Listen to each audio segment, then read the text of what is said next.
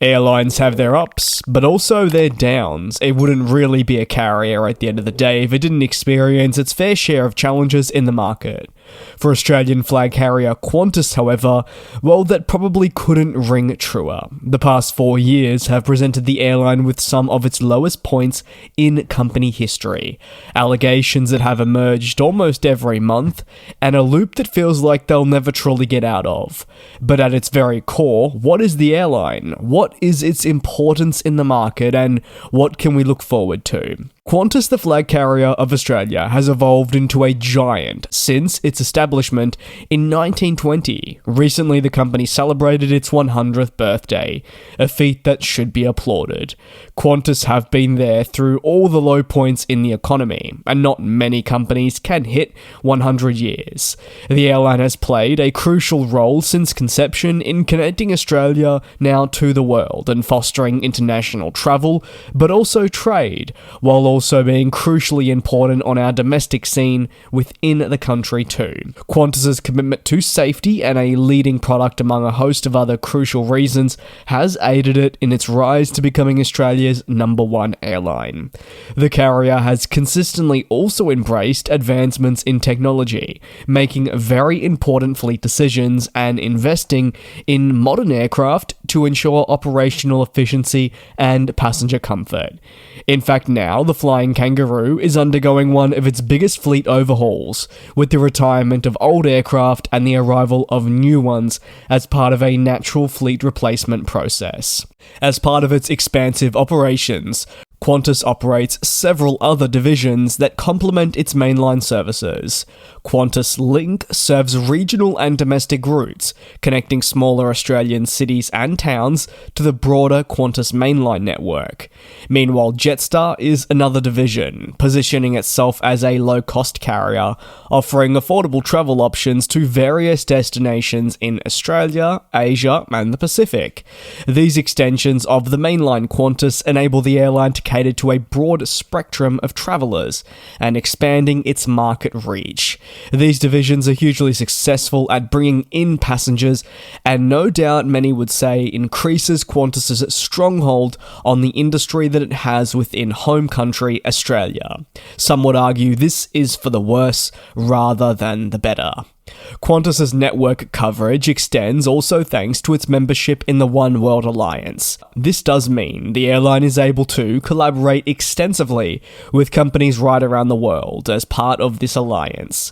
For example, while codeshare partnerships are hugely important, don't get me wrong there, the ability to collaborate further and deeper with airlines such as Finnair mean that in the case of where Qantas are in the dire need of aircraft, they can secure A330s from the Finland-based company, which is also in the One World Alliance, on a short-term lease to help cover capacity loss. There are many positives to joining an alliance, and certainly Qantas reaps rewards by being in the One World. While Qantas has excelled if you take a look at its long-standing history, in recent years the company has faced challenges, particularly amid the global pandemic and the manner in which it has dealt with key decisions that have taken place. It seems that with every decision they've made, they've likely taken the wrong one. The group has come under a heavy amount of fire over its handling of employees, customers, and so much more. We have seen court visits, allegations, and a complete overhaul at board level that has all taken place in what seems to be only a handful of months. A plummeting share price really highlights the lack of faith that is in this flag carrier. However, the new CEO that has taken over from Alan Joyce says that Qantas has experienced its fair share of challenges and will in the future turn this around. As a company that has been around for over 100 years, one minor bump in the road shouldn't be enough to completely remove all it's done in the past. Despite all these challenges, the nature of the Flying Kangaroo just can't be ignored. It is, yes, a mainstay within the industry and can be recognised at airports right around the world, but its perception within Australia and in terms of the aviation industry, probably couldn't be lower. For the Qantas Group, one of the pivotal focuses looking ahead, and what is now a massive strategy of the new executives at board level, is rebuilding that connection with its customers and bringing back the Australian spirit that it believes is still there, but maybe has gone missing for some time. And while it has all been doom and gloom lately, and I'm more than aware of that, especially being Australian myself, there are still some things to look forward to. In the coming years, Qantas will finally begin Project Sunrise flights after what seems like a long time of discussions.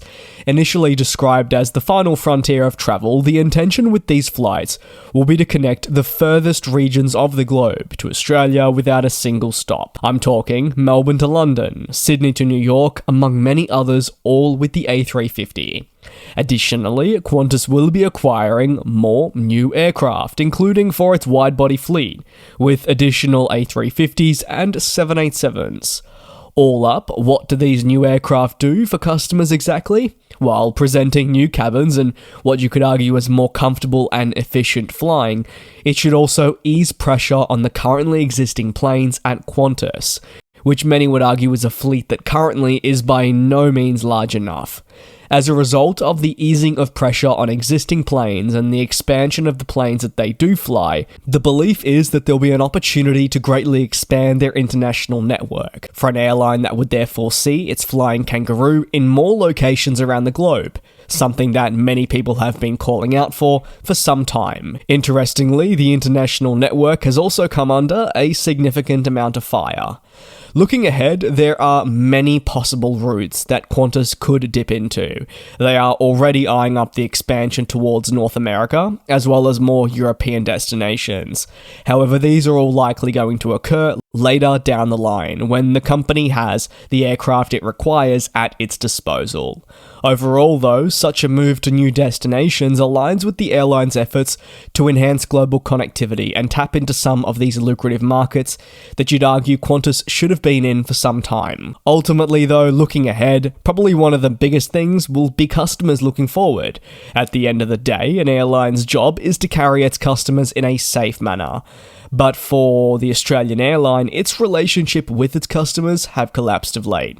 Customer satisfaction, therefore, needs to be at the forefront, with initiatives to hopefully improve the overall passenger experience, certainly improve customer service, and things such as modernising aircraft cabins, enhancing in-flight entertainment system, and also refining onboard services can help Qantas. They need to, no doubt, leverage the platform that they already have to bring a service that is truly commendable. To really conclude, Qantas has a lot of exciting things on the cards, from Project Sunrise to new aircraft updates inside the cabin, new routes, and much more. But ultimately, one of the biggest things to focus on for the airline currently will be its relationship with customers. It's been a turbulent time, but the Australian flag carrier is still the flag carrier. It just needs to find ways to be that again, the airline for Australians. You can let me know your thoughts down below in the comments on the Australian airline. I really appreciate your continued support here on the channel. Please take care and do also be safe, and I'll see you next time.